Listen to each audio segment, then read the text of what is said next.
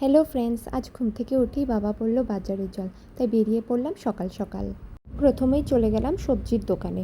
আজ যেহেতু চৈত্র সংক্রান্তি, বিভিন্ন ধরনের সবজি কিনে নিলাম।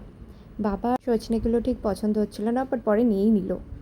হঠাৎ কাঁচা আমের দিকে আমার চোখটা পড়লো, আর মনে পড়লো যে কাঁচা আম তো নেওয়াই হয়নি, আজকে তো টক ডাল খেতে হবে। তারপর সোজা চলে গেলাম মিষ্টির দোকানে। দই মিষ্টি তো আজকে নিতেই হবে।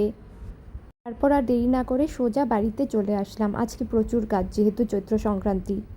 বাড়ি এসে প্রথমে নিয়ম পালন করতে বসে পড়লাম দই এবং ছাতু নিয়ে। অ্যাজ বাঙালির নিয়ম অনুযায়ী আজ দই আর ছাতু সকাল সকাল খেতেই হবে, মাস্ট।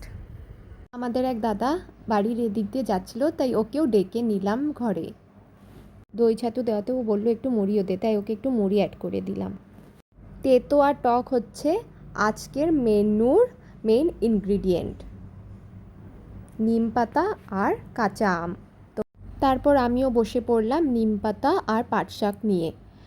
এই নিম পাতা আর পাট শাক বাছতেও অনেকটা সময় বেরিয়ে যায়।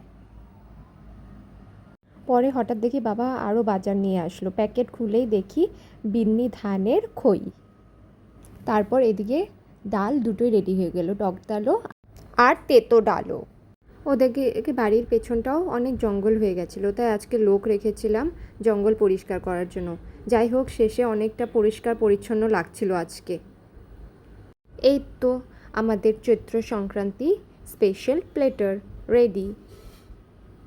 কি কি আছে অবশ্যই দেখে নাও। টক ডাল, তেতো ডাল, সজনের তরকারি, পাট শাক ভাজা, নিমপাতা ভাজা, বকফুল ভাজা, করলা ভাজা। খাবে যদি চলে আসো এখনই।